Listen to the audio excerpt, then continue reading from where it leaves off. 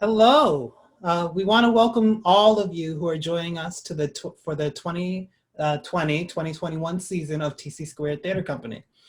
With the historic events that have unfolded over this past year, we have collectively shared a state of confusion and unease, as well as profound opportunities to pull the veil back from deeply embedded systems of oppression in our society.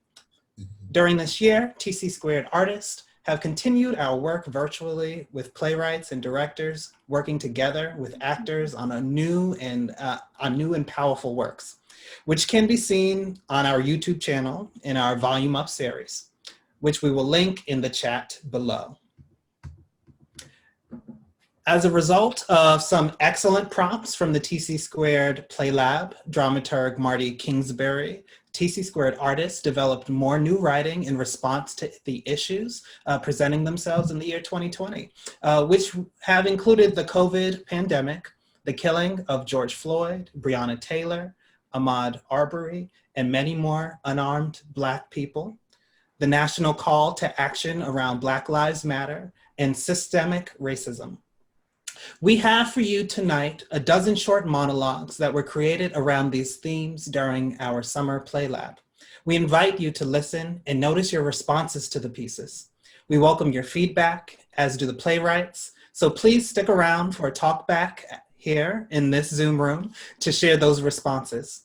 Feedback is a critical way for our playwrights to develop their skills and voices and is always appreciated. A few technical housekeeping notes. You have been automatically muted and your video is off for the duration of the performance. Feel free to react in the chat throughout with questions and comments, but we won't be responding until the end of the performance. We begin with two pieces about young men having a hard time pivoting to the virtual world. The first, Every Good Boy Does Fine, by Mary M. McCullough, directed by Jackie Shalensky, read by Hunter Lamar. An African-American man seeks solace in music as he talks to the moon about his daytime fears and the nightmares interrupting his sleep.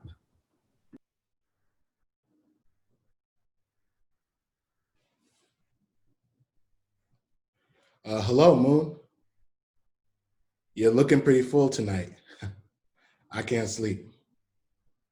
I can't take a walk with all of these police patrolling out looking for protesters, so it's music, the moon, and me. I woke to blue lights flashing. Those lights were still blinking and here in my head, even after I woke from the nightmare.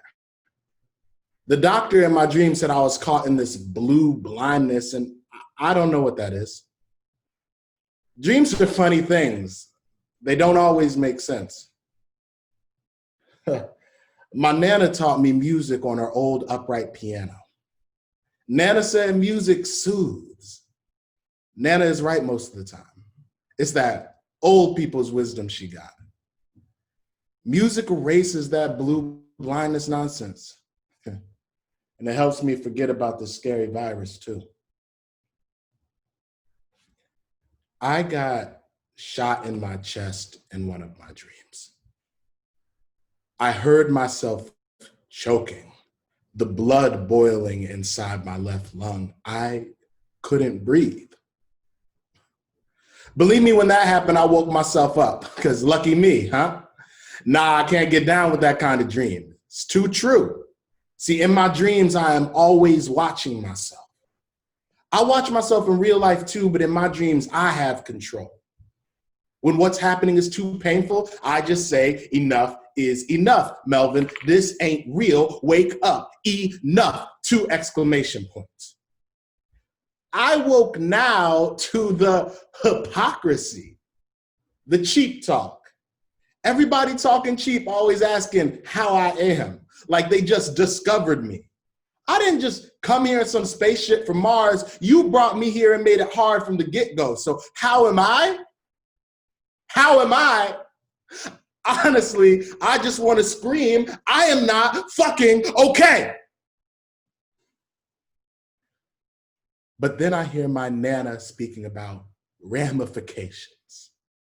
punishments for a Black man speaking truth to power. You gotta work to eat. You gotta stay in the game, baby.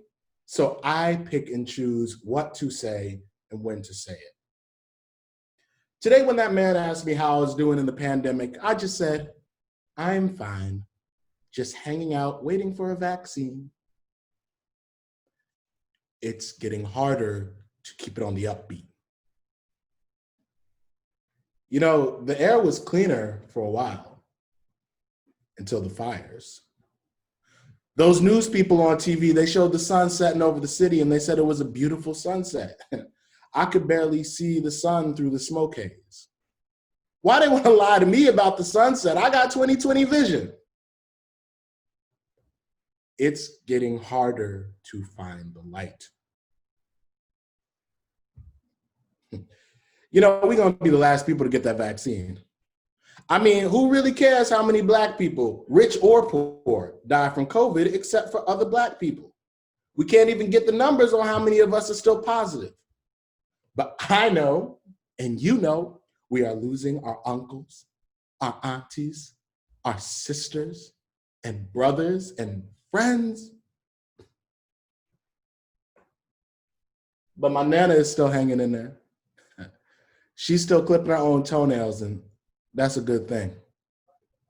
90 years old and still going strong. She volunteered to work the polls. So yeah, Moon, I get it. This old earth, it has a rhythm. It's singing a song. You're gonna capture those notes. It's all on the line in the treble clef, that E, G, B, D, F. Every good boy does fine. Nana taught me music to keep me safe in the house, but my legs, they needed to run. So I ran through the house, out through the front door, around the block, doing my long distance running to become a man, a Black man catching life. And now I'm back trying to stay safe in my Nana's house. So yeah, Moon. Yeah.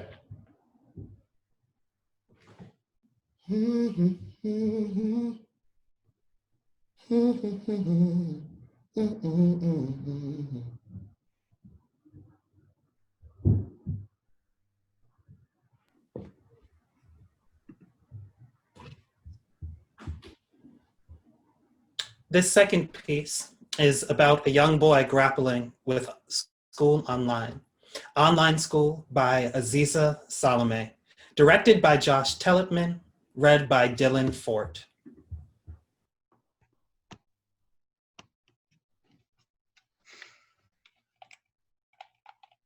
I hate online school. I thought 7th grade was gonna be cool AF. We're teenagers now. I was gonna walk in there and brag that I shaved my face. Not even Pedro has enough facial hair to do that, but I do. I was gonna own that place. Then the pandemic started, and now I'm stuck here at home, like all the time. Yeah, I know I sound shallow. It's not that I don't worry about the whole virus thing or the shitstorm that's going on in the world, but there are just so many things going on. For example, just here in southern Chile, we have this huge mess that has been going on for almost 200 years between the Mapuche and the landowners, and lately it's getting worse. So in our Chilean history class, our online history class, we're learning about the colonization period.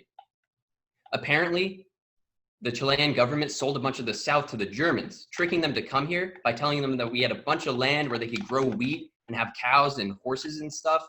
And apparently the Germans were pretty desperate at the time because they were like, yeah, that sounds like a great idea. Let's go to Chile, a country we've never heard of, and grow veggies and have cows and stuff. And of course it was a BS decision because the government lied to them. There was basically no land. It was mostly forest, and it all belonged to the Mapuches, not the government. Our history teacher doesn't tell it like that, obviously. He talks about the treaties and the German architecture, and he tries not to touch the subject of the Mapuches as much as possible. But Pedro told me about all the false promises that the government made to the Mapuche, that they would be self-governed and autonomous, and then they said that those treaties were never official. and ignored them. Anyway, that happened in 1845, almost 200 years ago, and ever since, landowners and some groups of the Mapuche have basically hated each other's guts.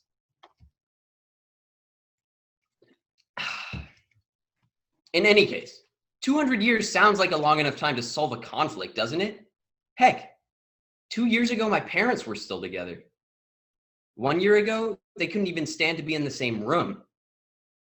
And now they're actually being nice to each other. 13 years ago, I wasn't even born. And nothing before that even seems real. But then Pedro told me to think about it this way.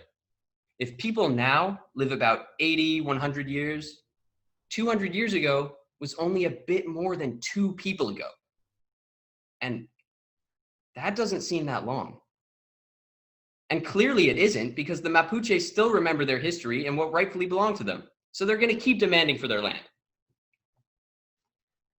We don't talk about any of this at home, but it's on the news and social media, and my classmates talk about it in group chats. And I know about how there's some Mapuche terrorists that burned an old couple alive in their country house. And I know that the cops shot and killed Camilo Cachibilanca. And I know about how some Mapuche are burning trucks as protest. And about that little girl that got killed 2 weeks ago in a shooting between the Mapuche and truckers. And everyone just posted about it on Instagram. It's all messy in itself. Now add the pandemic on top of it. Araucania is regressing back to quarantine.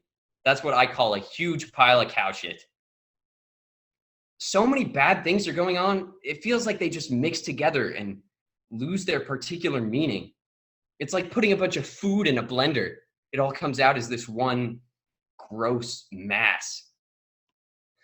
And it's easier to just throw that shit away and not think about it, because there's really not much you can do.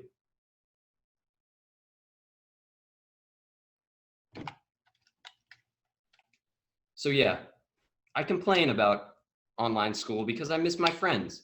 I wanted to show off my beard. I wanted to play soccer. And most of all, I wanted to not feel so alone with this whole mess going on.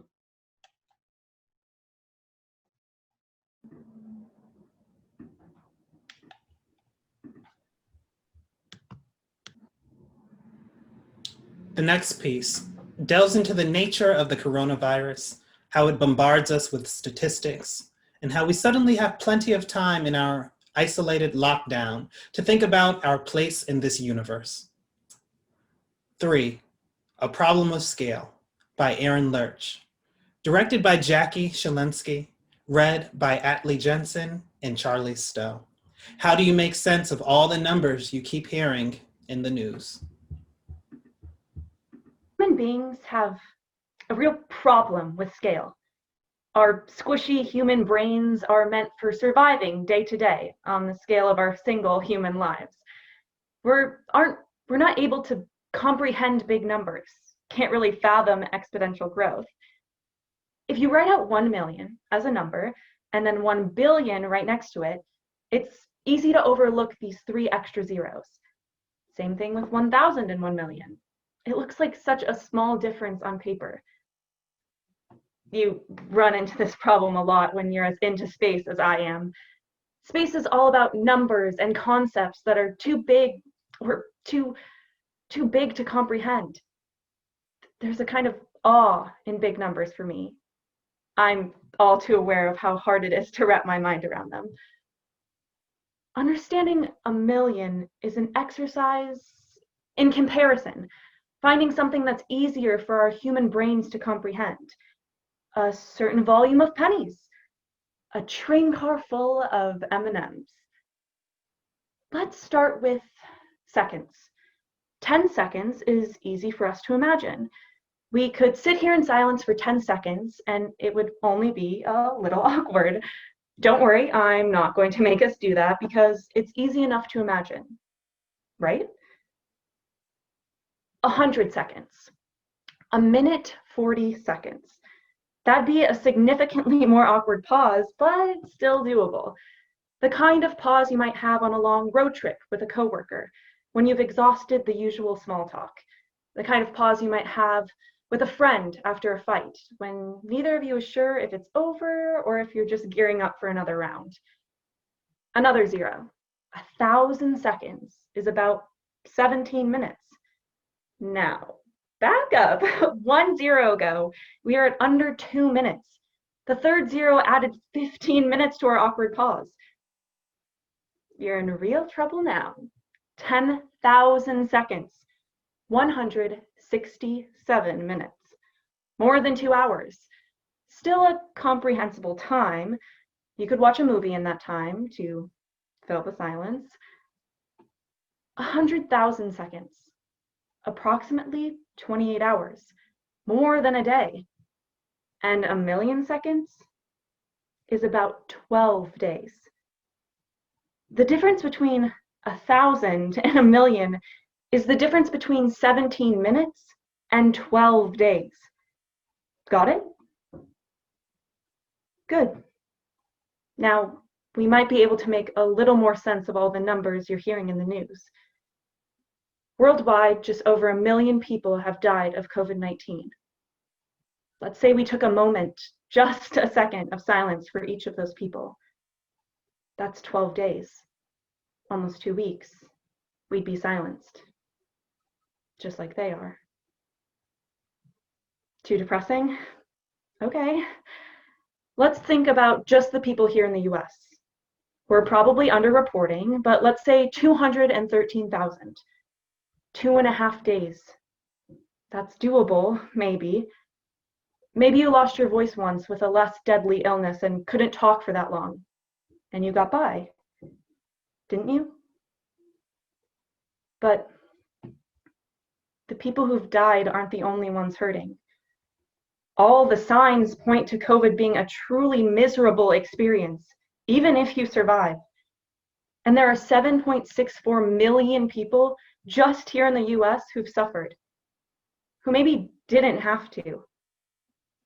Shouldn't they get a moment of silence too? A second for us to consider that pain. Except now you're looking at 88 days of silence. And that's not even touching the ones who've lost someone they care about, or who've lain awake at night worried they might. We won't even talk about all the hurts that COVID didn't cause. What about the weight we carry on our shoulders, knowing we have to be careful where we breathe, or we just might kill someone? 88 days feels like such a long time until you remember that some people will never speak again.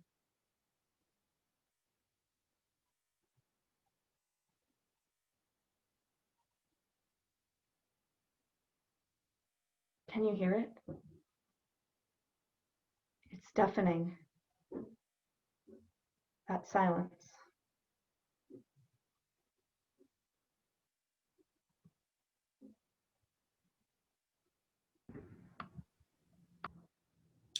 This piece is about remembering a time when extended family and hospitable neighbors were all a part of everyday life.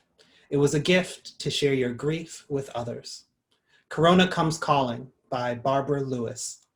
Directed by Donna Glick, read by Karima Williams. The writer remembers her cousin, Cassandra, who died of the coronavirus in the summer of 2020.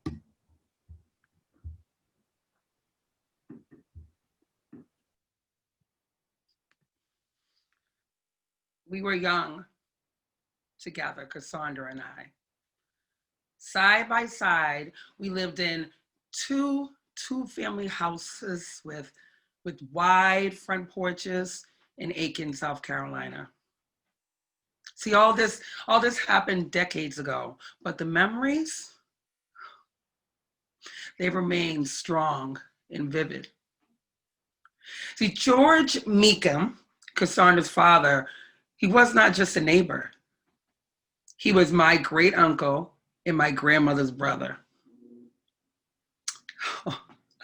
In the evenings in winter, he would come over to sit by the fire and he would just talk all about his day. The earlier period of my life and in Cassandra's did not extend to high school. I mean, we lost touch fairly early, but I treasure how she filled in a very important and pivotal moment of loss in my life. See, I was an adult when I returned for a short visit to Aiken. Then in the car with Cassandra, she told me about the night that my grandmother died. My grandmother and grandfather had been married for more than 50 years, for over half of a century. And together they had raised 12 children. When she suffered the stroke, she was on the phone with my mother in New York. We were in the North then. And after walking out of that hospital alone, without the love of his life, all his children and their children away in New York, almost 1,000 miles away, my grandfather, he went next door. All night, he walked up and down the hallways, never sleeping, mourning the loss of the woman he had loved for so long. Once we had all been together, family, nuclear, and extended, but then all of a sudden, a painful end descended on that last day of the year. And I was not there to mourn with my grandfather. I was unable to hear or see or comfort him as he keened away the most important tie in his life. But learning later on we had done in those early hours, when the sorrow cut deep into his heart, was a gift of emotion and truth and a recreated presence Cassandra gave after the fact. Oh, the missed years in no ways diminished the gift. She had revealed and shared with me the knowledge and feeling that linked and yet closed off, cauterized an unbreachable entry into and over the path of my childhood.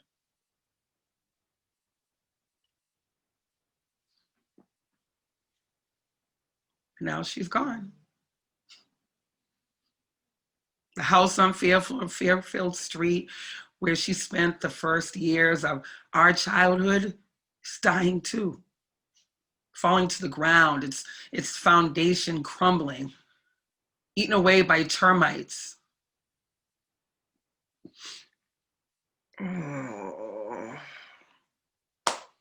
So, many of us were nurtured in the world of then that is passing away. And we who are living elsewhere, if we're even living at all, hold yesterday and today in our hearts and our hands. Far flung, we have stumbled now and then on broken glass, bruising our knees and scarring our elbows, hurt by false feelings. And yet still, we keep choosing to cultivate loving and building, teaching, and educating each other into strength. Generation after generation.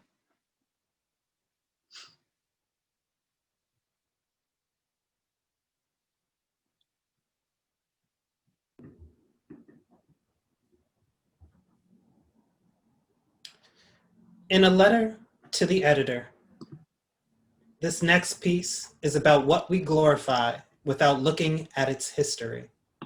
Fort Bragg and Lucian Bragg by Judith Nies, directed by Marianne Smith, read by Ashley Rose Solomon. The most read feature of any newspaper are the letters to the editor. The writer thought of this as a way of speaking directly to Rupert Murdoch and the 1,000 of small city right-wing newspapers that he owns across the US.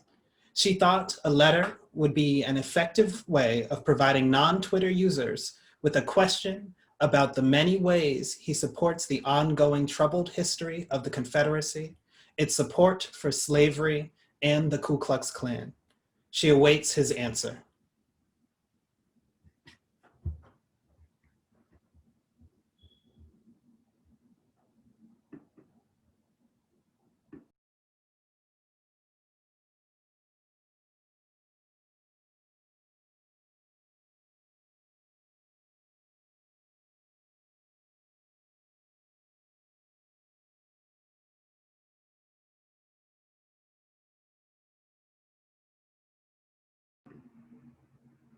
Please bear with us as we experience this brief moment of technical difficulty.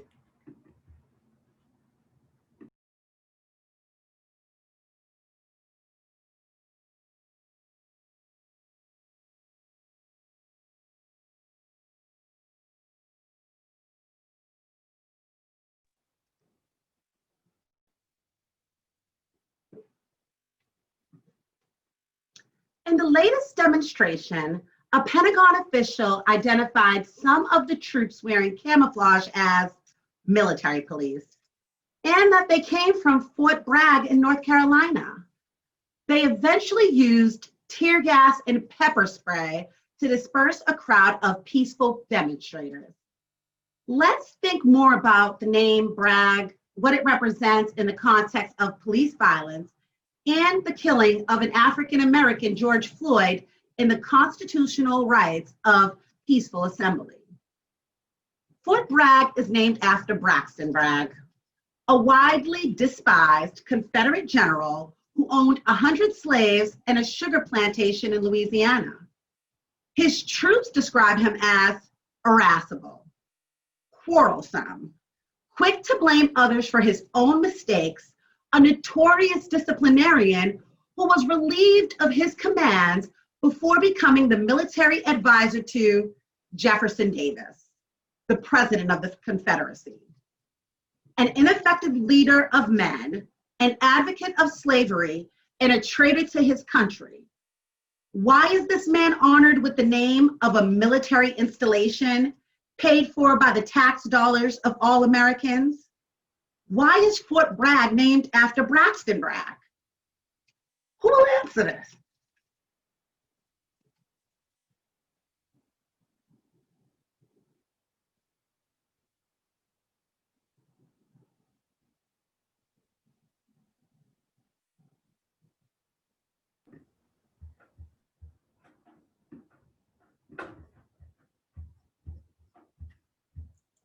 In the next piece, we will hear a phone call discussing how we justify our actions in the gray area of the law. The Call by Charlie Lyons, directed by Nikita Saburi, read by Zaire Silva. A criminal defense attorney gets a call from a lawyer who works for him. This monologue was inspired in part by a study that was released this September on racial disparities in the Massachusetts criminal system.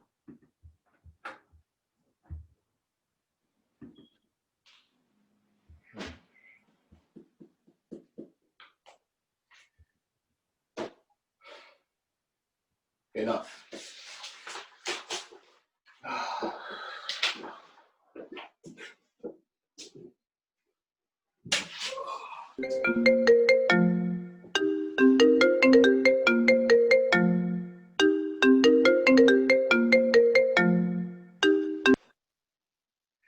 Hey, Naomi, coming back in?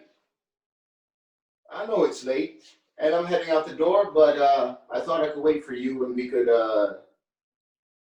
yeah, sure, I've got a minute.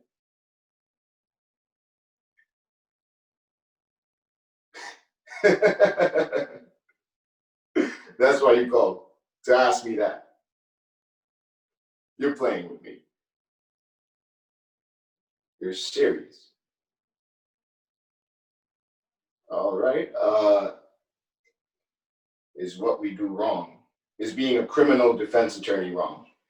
Kind of a highfalutin question for a Tuesday. Was hoping you called me to see if we could get a beer.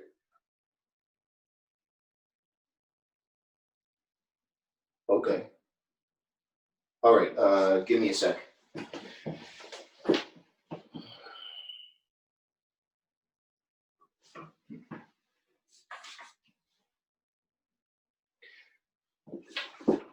I'll tell you what's wrong. My client is on trial next week. He walks into a park, shoots somebody in front of a lot of other people, and I've got nothing to tell the jury. Jurors are gonna stare at me, waiting for me to say something in his defense, and I've got nothing. Nada. That's what's wrong.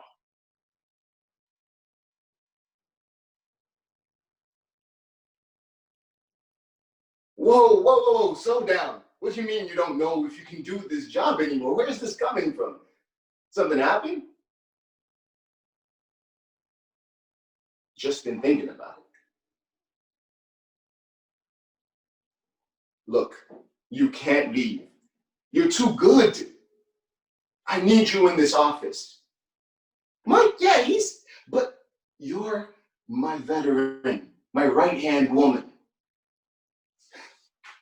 Hold on. I've got the answer to your question. Yes, what we do is wrong. You're gonna burn in hell for it, but so is everyone else. You, me, the prosecutors, the cops, the judges, all of us, because the system's fucked. But if you leave, if all of us sleazeball attorneys leave, the system will be double fucked. What do you mean not good enough? All right, let me try this. Picture my black face. Not bad, right? Kind of face you might want to get a beer with. I am focused. After dark, the cops can't see my pretty face so good, which is why the number of black folks that get stopped after dark go down. I know you know all this stuff. And our commonwealth, our 74% white, but only 59% defendants are white. Meanwhile, blacks make up 5.6% of the population, but a whopping 17% of criminal defendants. Let me finish. And after trial, if you are black and you lose, forget about it. I know you know all this stuff. That's my point. Who's gonna tell everyone else if you leave? Somebody else. No, you. Because evil flourishes when crazy good attorneys like you leave.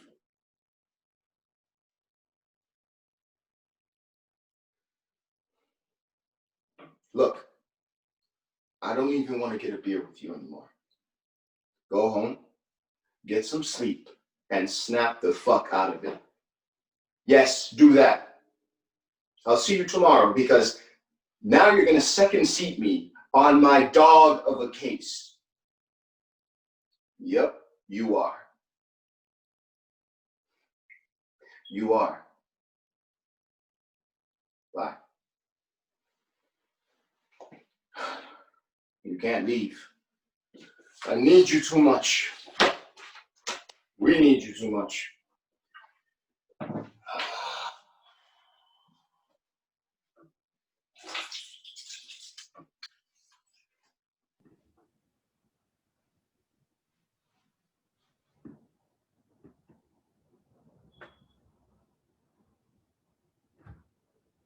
In this piece, we look at what it means to be the guardian of a Black child in a world of aggressive anti-Blackness. Nies by Sophia Koevary, directed by Michelle Mbila, read by Regine Vital. Thoughts on the power of Nies after seeing them in the news, as told by a woman who wished she didn't have to worry about them. Slick mud, grass wet from the rain. Moisture hangs in the air and sticks to the trees, leaving a sheen on everything.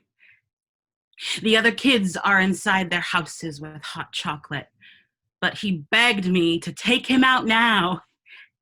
He likes the world after rain. Big, shiny yellow boots we just bought. He ran out before I could take the tags off. My belly laugh fills the world as he dances our dance, hips and all. The breath cuts in my throat as he trips on a tree root, peeking above the ground. He crashes down, hands outstretched to break the fall. I hear the cry before the world does. A small and breathy sound at first, and then enormous, as if the weight of the world has fallen on him. The earth releases him, and he runs to me. Blood trickles from his knees. The scrapes like little zebra stripes. At home, I wipe them down. I kiss the Band-Aids. He'll have a little scar there. Soon, he trusts his knees again. It's Tuesday, and he comes home too early from junior high. I ask him what happened. He grabs a Pepsi from the fridge and he slumps into the chair by the window. He shrugs. I ask again, softer this time. He tells me he got sent home for violating the dress code. I ask what's wrong with his outfit. He gestures absentmindedly. I notice his glasses are fogged. I take them gently from his face and clean them off my shirt. He pauses for a moment. And then he tells me his ripped jeans got him sent home. What's wrong with your jeans? There's an artful slit on each one at the joint.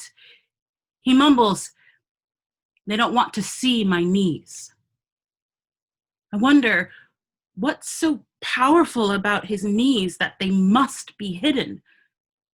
I ask what's wrong with his knees. He shrugs. I drive 6 hours by myself to come to his first college soccer game. He's the only freshman to make the team. I gasp as he weaves seamlessly between the other players, almost hitting them, but never quite. His legs move so fast, I can barely track them. I remember he told me not to worry, that this was part of the game. At halftime, I scream his name and wave my hands. He grins sheepishly and turns back to his friends. I worry that they all look different from him, that he's the only one with skin as dark as mine in a sea of cream and milk. In the second half, he scores 3 more goals. The other team gets tired. 2 opposing players corner him on the field. One shields him from the referee's view, and the other swiftly kicks him in the knee. He crumbles. My shout echoes as the whistle blows. I don't know, he just fell, one player says, as the other laughs. He's faking it. My son grasps his knee. He's unable to stand. The medics crowd him. I push my way to the front of the crowd in time to hear them say something about bones and tendons and that he can no longer play right now. He's taken away on a stretcher. I watch him wheeled away, knees visible under the white of his shorts. I wonder about my son's knees, how they are so innocent, but have such power, how they make people afraid of him. I worry that one day someone else's knees will overpower his.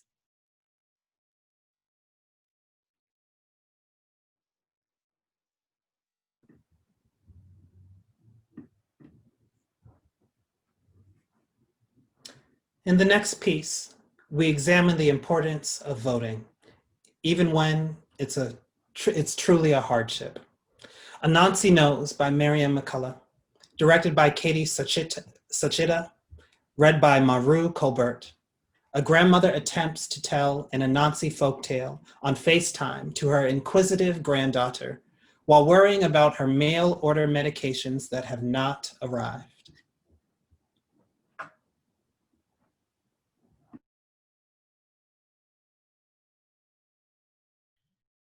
Nancy is smart. Like you, sweetheart. That spider is a trickster in the best way. He can be anything he wants to be. Yes, he can outsmart anybody. Oh yes, the virus is where I am too. I don't know if Nancy can get rid of the virus, sweetheart. Nancy is a storyteller. Maybe you can write a story about him getting rid of the virus, like the story you wrote about your dog, Molly. I know, honey. Molly is in heaven. No, that's all right. You can show me your spider drawing later, Sonia. Sonia!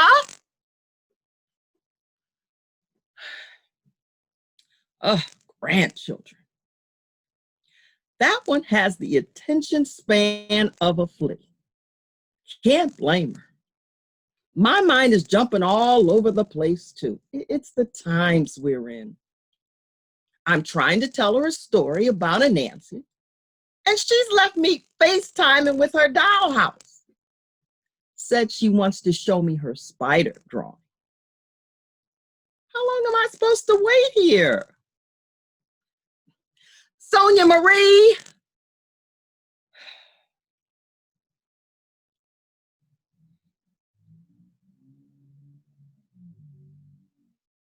No doll people in this house. Look at all those little plastic dolls. She has one in every room and two in the kitchen. I guess she's trying to get me to tell her parents to buy her a puppy.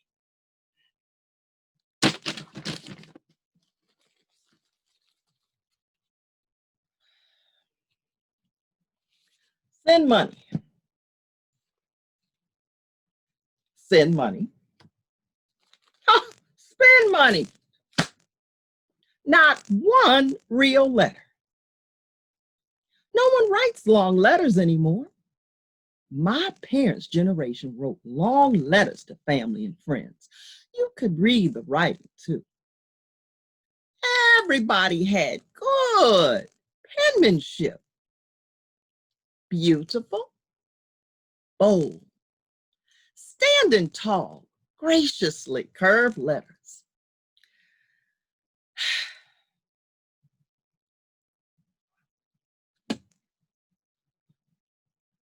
No meds. Now, I took my last pill yesterday. I called the pharmacy and they said they were shipped a week ago. Said I was to wait a few more days. I waited 7, then called again. That nice young man on the phone in Arizona tracked them. Said there was some kind of delay with the post office. Post office said the meds are in transit. I don't live in the wilderness. My meds come from Cambridge, Mass. I live in the next town over, in the same state. He said after 10 days from the shipping date, he would declare the meds lost and ship them again. Now, isn't that the definition of insanity? Doing the same thing again and expecting a different outcome. Meanwhile, he's trying to reach my doctor, get a prescription called into my local pharmacy for a few pills that tide me over. But it's Friday afternoon. Take it from me. Don't have any kind of medical need on a Friday afternoon or a Saturday or a Sunday. Unless you are prepared to wait for the weekend shift at your local hospital. I had to call the doctor's office myself on Monday. First thing. Not getting those meds has convinced me I am going to risk my life, go out of my house in this pandemic. Oh, not to the doctor's office. I'm going to stand in the voting line. I am not trusting Mr. Trump's post office to get my vote to where it will be counted. I can't.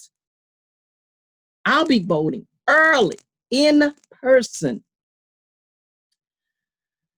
I'll need my seat on wheels, some water, mask, hand sanitizer, and I probably should take a book. I hope I don't pass out waiting in line because only a Nancy knows when I'll get my meds. Sonia, you're back. Oh, look at that. It's a Nancy, and that's a nice face you gave him. You remember that a Nancy has a human face. Is that somebody you know? Me? Those are big earrings you put in my ears. Oh, yes, I like your drawing. It's beautiful. Now, are you ready to find out how Nancy's son saved him from the fish? Of course he has daughters, but this story is about his sons. Sonia, could you hold your questions until I finish the story?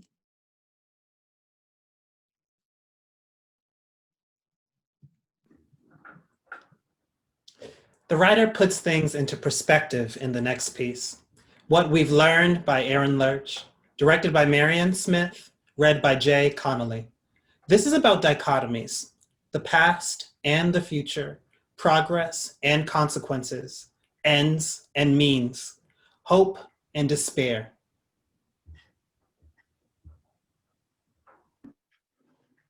In geological terms, 400 years is nothing. To the planet, to the stars, it's no more than a blip, a hiccup, the time of a single breath in and out. In so long, we've come so far. We've gone from relying on the whims of the planet, of biology and ecology, to exploiting those things for our own gain. We've gone from putting up sails to let the earth's sighing breast skip us across her endless oceans to burning her blood in our engines so we can soar above the clouds. In the last 400 years, we've learned that we are not, in fact, the center of the universe, though that doesn't seem to have sunk in for some of us. We've looked beyond the limits of our eyes into atoms, into far-off galaxies. A chosen few have escaped the inexorable pull of the Earth's gravity. And an even more chosen few have set foot on dirt from another world entirely. And yet, in 400 years, in all that we've learned, we have not learned compassion. We have not learned that just because the planet is there for the taking does not mean that we should take it. We have not learned that just because we have the ability, the power to enslave and exploit people doesn't mean that we can excuse it in the name of progress. We have not learned that the ends do not justify the means, and we have not learned that refusing to acknowledge those means does not absolve us of our culpability. We have not learned how to confront the consequences of what we've done. We have not learned how to shut up and listen. Not only have we not learned how to fix what we've broken, we haven't yet learned we must. We consistently keep our eyes on the horizon, on the romantic idea of progress. And we refuse to look at the destruction that swirls in our wake and eddies around our ankles. We have not learned that a foundation built on the unwilling backs of others is rotten to its core. It's giving way now, and I wonder, will we learn how to catch ourselves in time?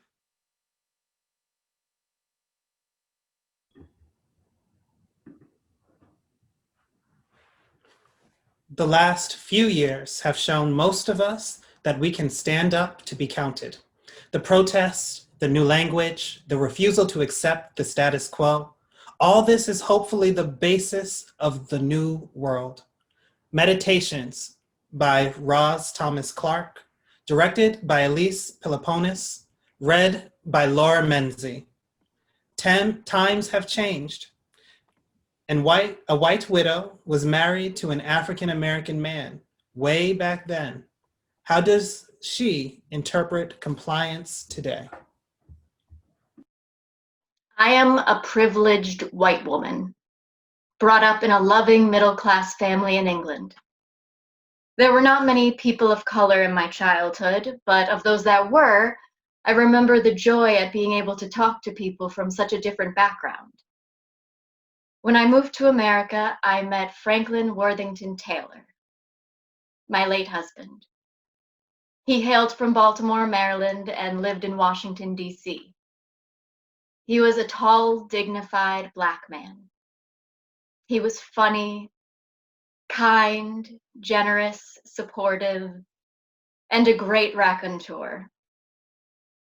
He was my soulmate. We loved each other with all our hearts. Franklin passed before Obama was elected president, and I remember sobbing with joy at the news, and with such deep sadness that Franklin was not there to witness this historic moment. The current situation in 2020 has led me to think back to several times with him that we once accepted with a good laugh, but now I wonder. I remember well, Franklin is having drinks in a bar after work with some new colleagues, mostly Black women. He has invited me to join him after I finish work to meet his new friends. He has talked a great deal about me to them and about how much he cares for me. I arrive, the place is crowded, everyone is laughing. Some of the women look at me, but they quickly ignore me. Franklin does not see me as he has his back to me. Plus, he's in the middle of one of his stories, so I don't interrupt. When finally he turns, he welcomes me with a kiss and introduces me. The laughter stops. I met with hostile looks from two of the Black women who had no idea I was his wife. They did not expect me to be white. Franklin and I go into a clothing store. I browse the women's clothes, he browses the men's clothes. He is followed by a security guard. When he wants to make a purchase, he is told that he cannot pay by credit card. I come over, pick up the shirt, and complete the transaction with my card. We leave. That night when he displays his new shirt for me, we don't mention what happened. Franklin and I are in DC, near Adams Morgan, walking down the street. Suddenly, he takes my arm and pulls me to the other side of the street, away from where 6 white skinheads are approaching. They jeer and shout and make as if to rush him. They stop when they see me pulling a police whistle from my purse. Franklin is waiting with me in Washington, D.C., trying to hail a cab. None of them would stop for him, even though they were mostly all driven by Ethiopians. He hid in the bushes by the sidewalk. I hailed the first cab I saw approaching. It stopped. I got in. Franklin climbed out of the bushes and got in after me. The driver was clearly put out, but declined to comment. But later that year, Franklin is joining a group of us for a Thanksgiving meal. We wait, and he never comes. My friends are getting cross. Where is he? They ask me again and again. I don't know. Finally, we eat without him. Many comments are made about his absence. When I get back to his apartment, he tells me he was waiting for a cab, dressed in a tux. Franklin always had sartorial taste. Each cab he hailed was driven by an Ethiopian. None of them stopped for him. This was pre-cell phone, so he had no way of contacting us. He just walked home.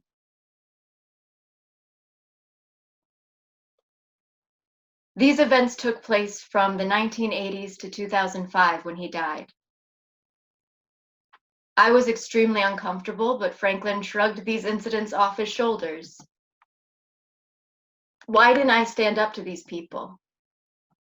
Was my compliance thereby condoning these behaviors? In 2020, we are writing and speaking a new language. We gather in New York, Chicago, Portland, and Boston. We stand, we shout, we are ready to take action. We do not condone systemic racism, white supremacy, brutal assault. Today, Franklin, I leap to my feet. I jump up. I am ready to be counted. My voice is loud. Stop, I yell. Stop your cab. Stop your guards. It's a little late, Franklin, but I want to apologize. I'm so sorry we couldn't have done this together when you were alive. And I wish you could see what is happening today when people of all colors, ages, and genders come together to condemn what many were accepting as normal for over the past 400 years. I hope this is the good new normal, and that much positive change will emerge to take us all to a better place.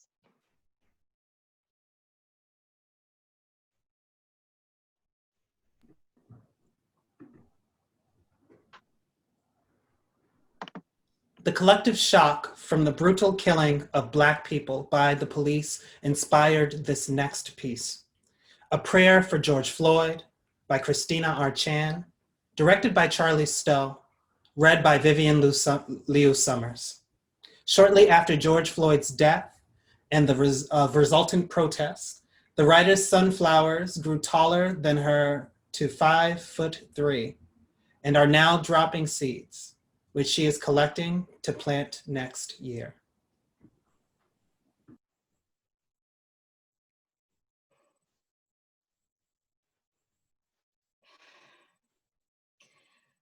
I'm on my knees to say a prayer. Grant me the strength to, I really can't remember the last time I prayed to God. Raised Catholic and divorced from the church in my 20s, I've given up on organized religion. So maybe the prayer is not to God, but to humanity. A position of prayer is a humbling one of asking for help, but that image of Officer Chauvin kneeling on George Floyd, it's turned it into an act of murder. I'm on my knees to pray, to ask for clarity on what I can do. I'm on my knees in solidarity with Black, brown, and other people of color. I'm on my knees to ask, God, are you still there? I'm on my knees planting sunflowers. 2 artists painted a mural on a wall in front of where George Floyd died. It's a giant sunflower where this face is the middle. There's a project in Cambridge to plant sunflowers in remembrance of him. I'm on my knees planting, praying for hope.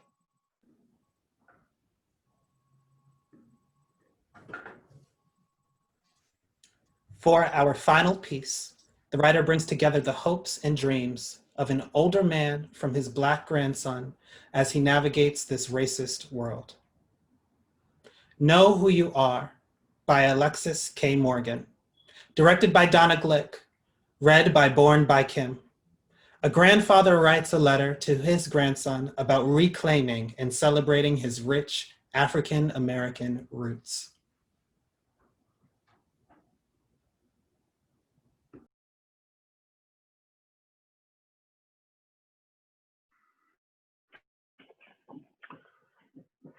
You were 8 years old when you saw the videos of police officer using his knees to press the last breath out of life out of George Floyd. In the span of 8 minutes, I watched the innocence seep out of you. Gone was the little schoolboy who thought that police officers were his friends. And in his place, was a scared little Black boy who asked me, Pop, why do they hate us so much? For the first time in my 77 years, I didn't have an answer. I mean, what do you tell an 8-year-old who about hate, who still believes that everything can be solved by evenly splitting a bag of M&Ms.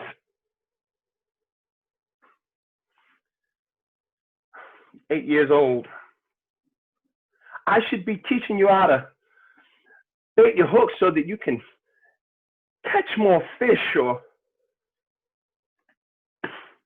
but instead, I'm gonna have to help you navigate experiences with the police.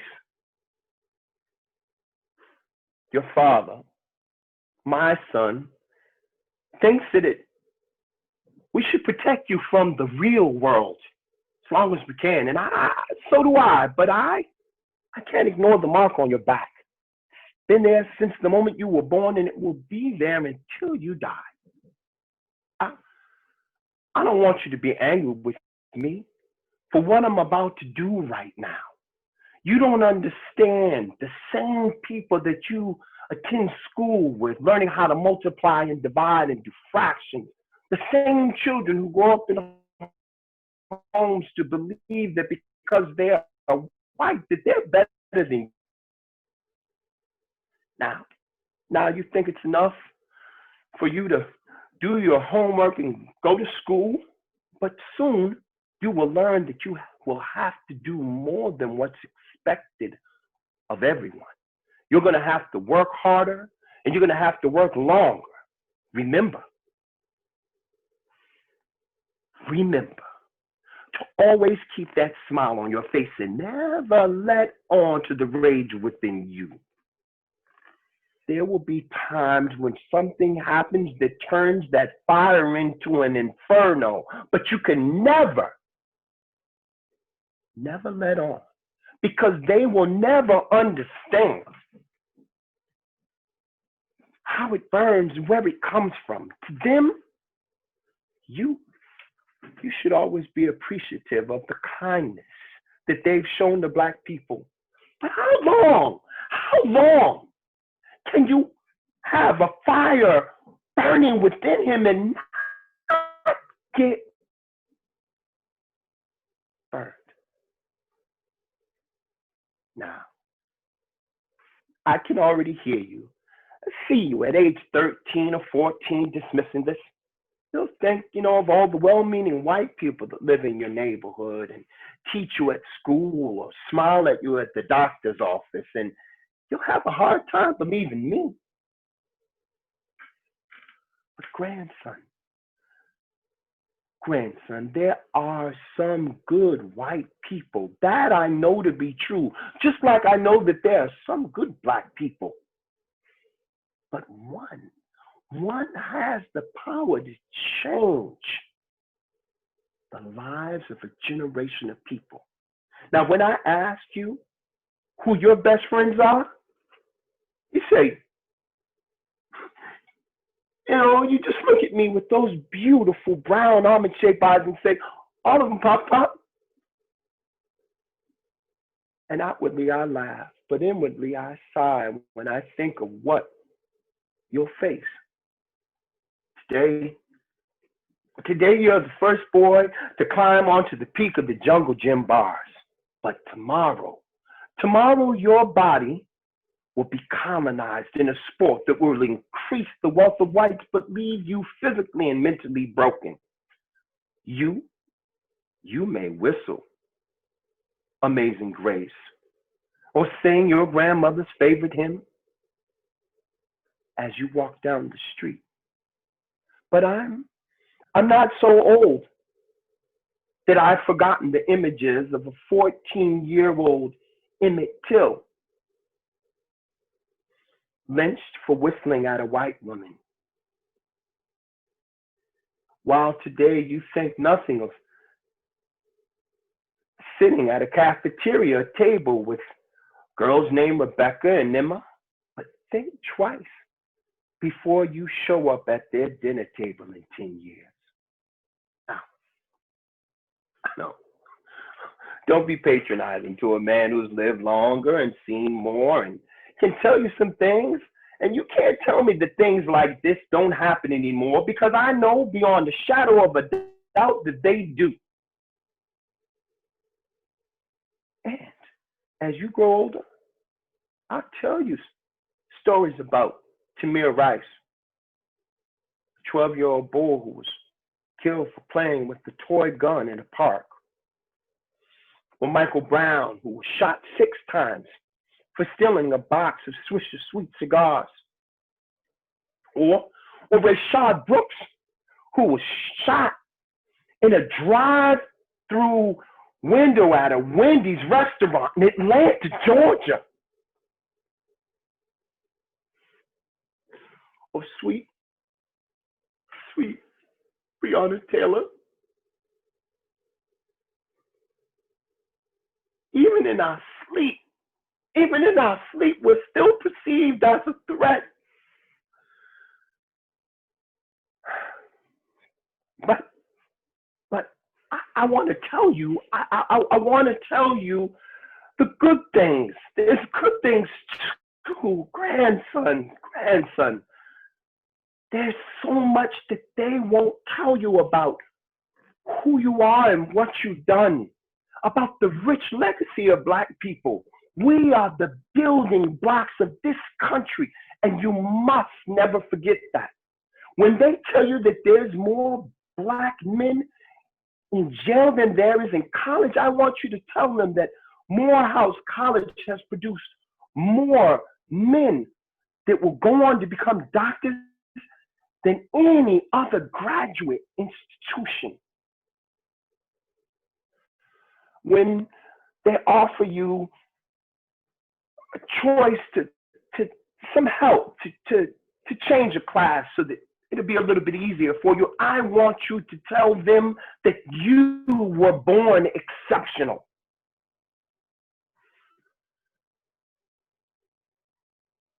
Grandson, I want you to bind the names of our people to you. I want you to never forget their contributions. As Jemison, Mae Carol Jemison is the first Black woman to go into outer space, or Gladys West. Her mathematical calculations were so accurate that they became the basis for the GPS, or the Global Positioning System. And as you stand in your mirror with your arms crossed, chanting Wakanda forever, Wakanda forever, Wakanda forever, I want you to reflect on the teachings and actions of Huey Newton and Bobby Seale and what they did to address the police brutality in the Black community. Grandson, I want you to remember, most of all, and never, ever, ever to forget who you are and where you come from. And most importantly of all, never, ever let anyone tell you where you are going.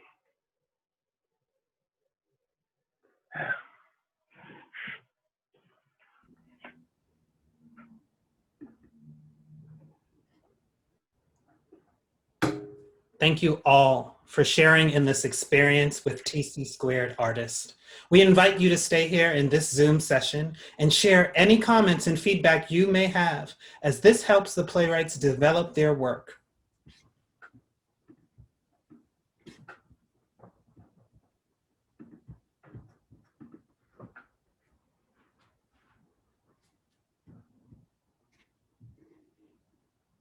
The order of the monologues is in the chat. Click the chat icon at the bottom of your screen so you can remind yourself of each one if you want to respond. You can either respond in the chat and one of our moderators will read it out, or you can raise your hand if you'd rather speak out loud and we'll unmute you. I want to introduce Elise Peponis, one of our directors, who will be leading this talk back conversation. Hello, I'd like to let all the playwrights who were panelists to turn on your cameras so that we can all see you guys.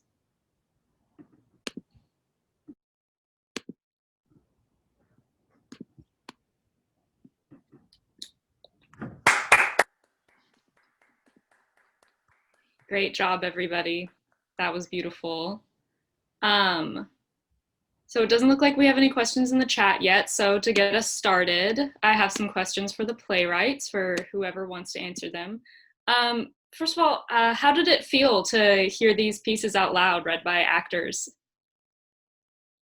Open to anybody. It's always great, actually. Charlie Lyons here.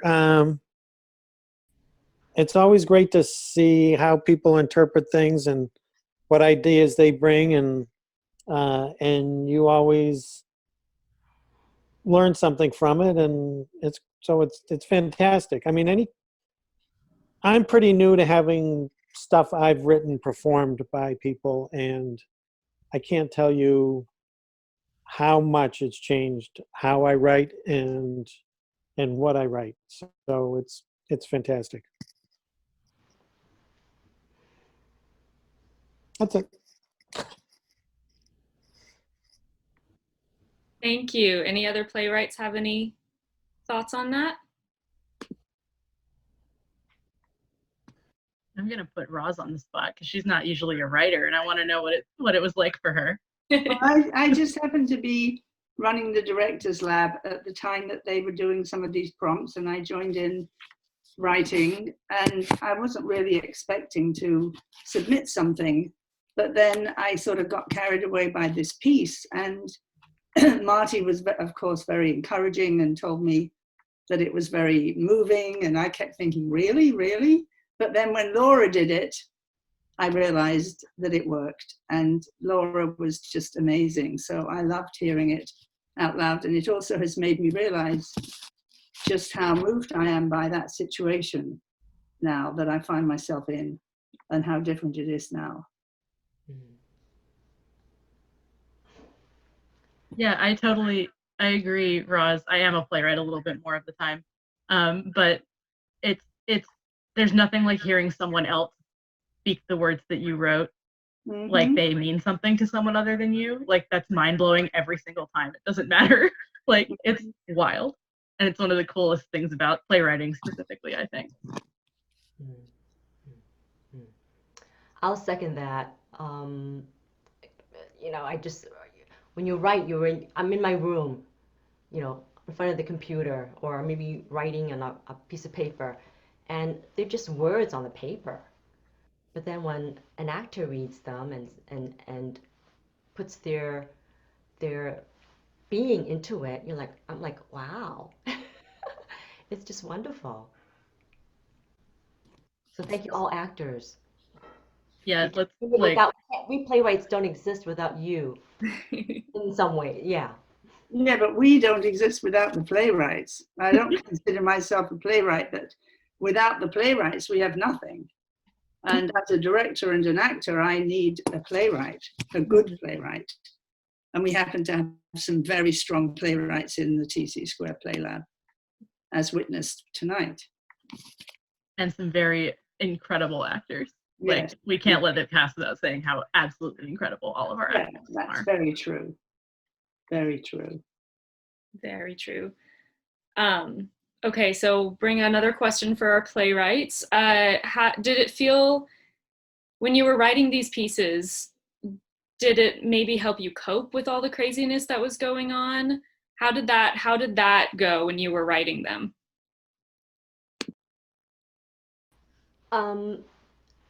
For me, PlayLab has kept my sanity over the summer because of all the stuff that was happening. I know people were saying to me, "Are you writing, Christina?" Who weren't, you know, playwrights or in theater. "Are you writing, Christina?" And I'm like, "Well, you know, Shakespeare wrote King Lear during the plague, but no, I'm not." And I could see King Lear, you know, the plague and Shakespeare, you know, you know, but I just couldn't because of all the stuff that was happening.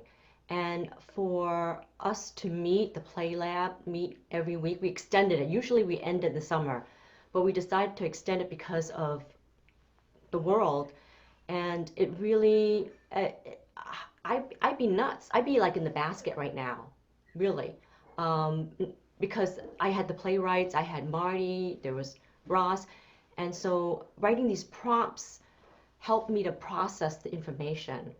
And I'm really, really grateful for that. So thank you so much, Ross. Thank you, Marty. Thank you, all my TC Squared playwriting colleagues.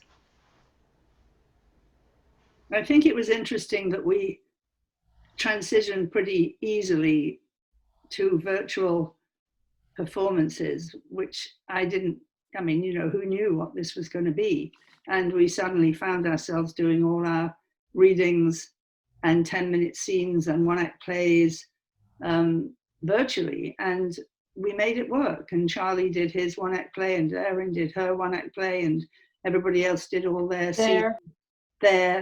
Thank you, their scenes. And it was just, it worked, you know. It is possible to do it online, even though it's not the same as being in the room with people. It is possible.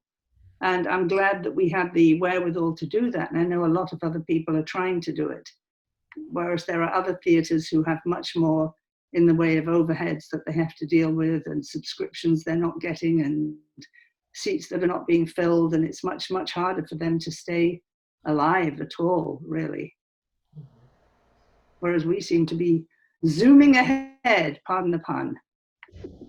Yeah, someone in the chat asked if doing the Zoom was sort of treading water until we can be back on stage. And I definitely want to see some things live on stage, but I know from doing the one act through TC Squared that I think, and I think the same is true with Erin's piece, I think a lot of really interesting things happened because we were in the Zoom format.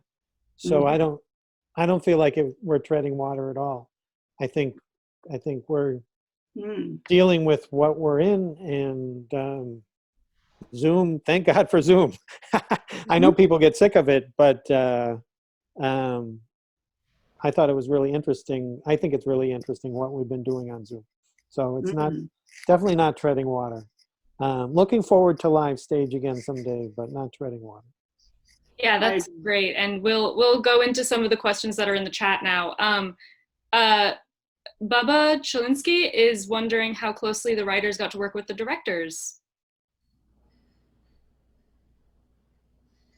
Say that again? So we're wondering how closely the writers got to work with the directors. So you can talk a little bit about the process once we introduced our directors into the lab.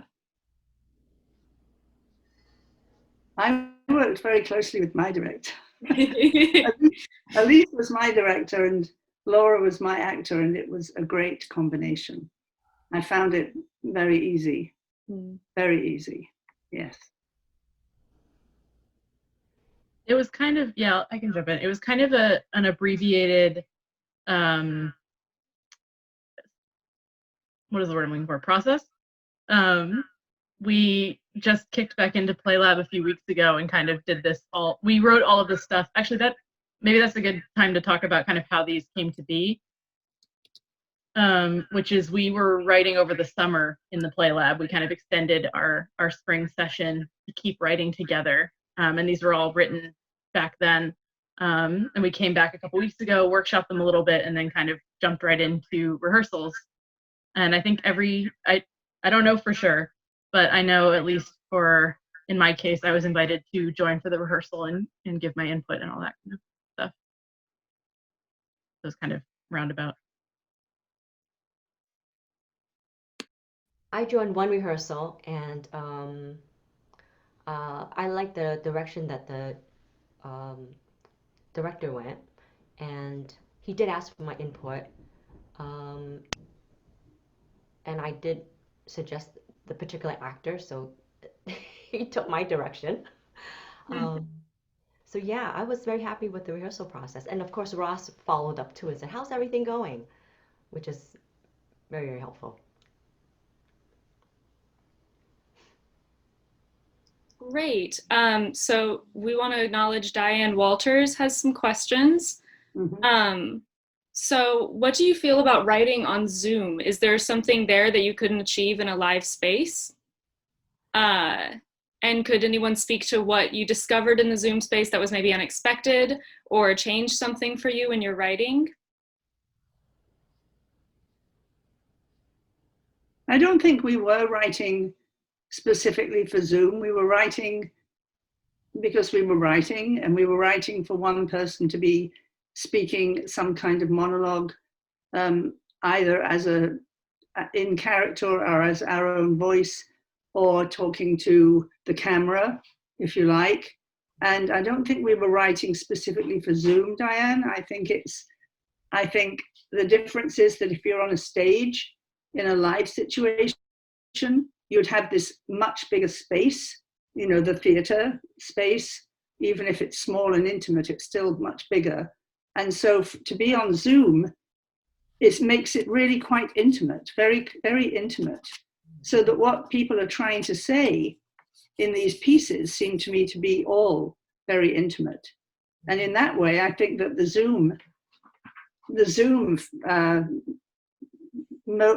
medium fits it really, really well. I don't know how the rest of the playwrights feel, but that's how I feel. Yeah, I mean, I'll just add that I don't think any of us wrote these for Zoom. I think there were prompts and giving because of what was going on, and people just wrote their thing. Maybe other people were thinking of Zoom at the time, but I wasn't. No. I was just responding to prompts Marty Kingsbury, our playwriting dramaturg, was giving us. So I had no idea that we were actually going to have it stage read, or that it was going to be. Right. We had no idea at that time when we wrote anything what was going to happen to them. That seems like maybe a good segue to talk about what some of those prompts were, which was a statement question that came a little bit earlier than the others. There was a prompt about Nies, which I think it's kind of clear which monologues came from that. There was a prompt about 401 years since, I believe, the beginning of slavery in the US. Don't quote me on that. There was a million right around, I think, when we hit 1 million COVID cases. What am I missing? Enough is enough. Enough is enough. Yeah, definitely. Yeah, I think it's important to reiterate what Christina said, that people were given these prompts as part of the PlayLab, and every day that the PlayLab meets, they get prompts and they write for 20 minutes or so. And then sometimes they read them aloud, and sometimes they don't have time and whatever. And sometimes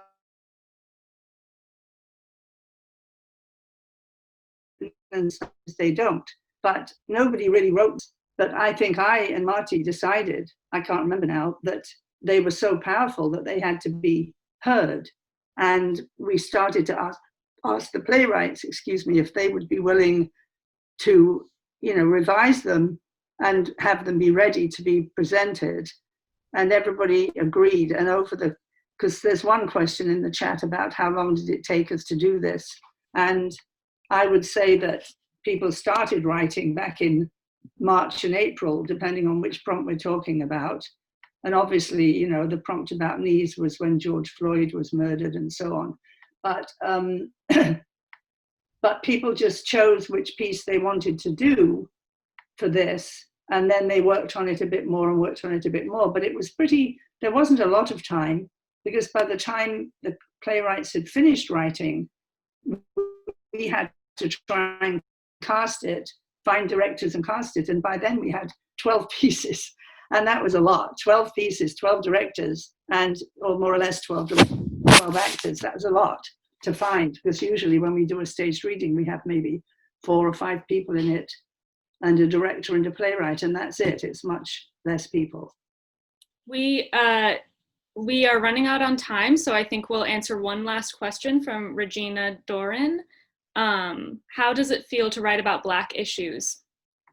Well, none of the people I'm looking at are Black, so.